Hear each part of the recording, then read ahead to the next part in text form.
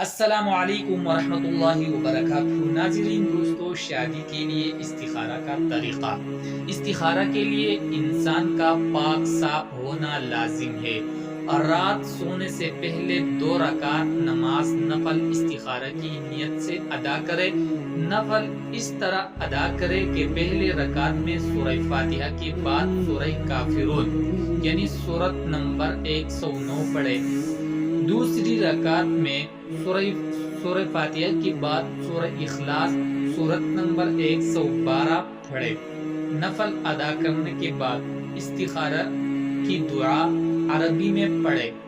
دعائے استخارہ میں جب یہ لفظ آئے ھذا الامر، تو اس جگہ اپنی حاجت یعنی جس سے شادی کرنے کا ارادہ ہے اس کا اور اس کے والدے کا نام لے کر ان کے بارے میں سوچے، اور اگر ایک سے زیادہ رشتے ہوں تو سب کے بارے میں سوچے۔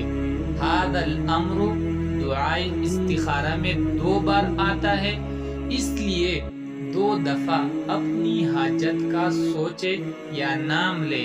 اس کے بعد قبلہ روح یعنی قبلہ کی طرف منہ کر کے سو جائے۔ انشاءاللہ جس نیت سے دعائے استخارہ پڑھی تھی اس کام کے بارے میں خواب میں اشارہ ہو جائے گا۔ اگر کوئی ایسا خواب نہ آئے تو اسی استخارہ دوبارہ کرے۔ استخارہ کا عمل 7 دن تک کرنا ہے۔ انشاءاللہ 7 دن کے اندر آپ کو خواب میں اشارہ ہو جائے گا کہ آپ نے اس سے شادی کرنا ہے یا نہیں کرنا۔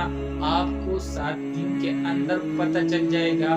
پہلی بار بھی ہو جاتے ہیں کہ اگر پہلی بار نہ ہوا، دوسری بار، تیسری بار، یعنی 7 دن کے اندر 1 دن میں ہو جائے گا۔